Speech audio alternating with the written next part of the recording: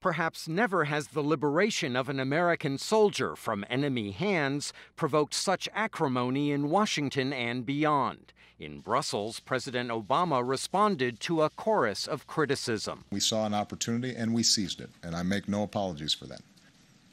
We have a basic principle. We do not leave anybody wearing the American uniform behind.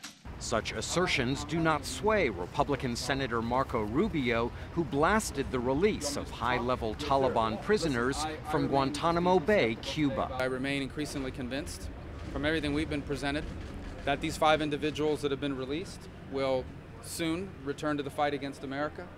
And I remain increasingly convinced that the President has now set a precedent that will encourage enemies of the United States to target American men and women in uniform. Some Republican critics of the administration previously urged strenuous efforts to secure Bergdahl's release.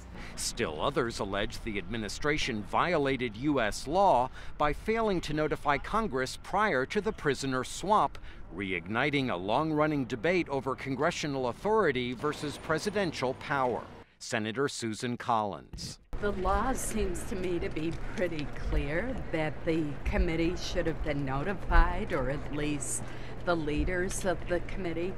But the White House maintains Bergdahl's declining health made securing his release an urgent matter and a national obligation to the sergeant and his family.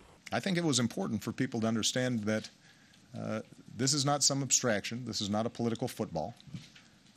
You have a couple of parents whose kid volunteered to fight in a distant land,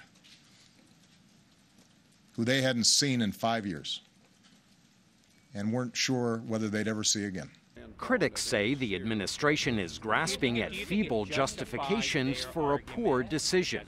Republican Senator Saxby Chambliss. I don't think from a health standpoint there was any issue that dictated the release of these 5 nasty killers in exchange for Bergdahl.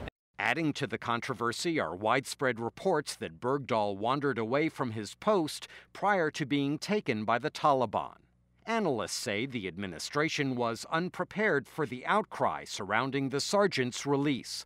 Public opinion may change as more details emerge about Bergdahl's disappearance and the administration's handling of his release.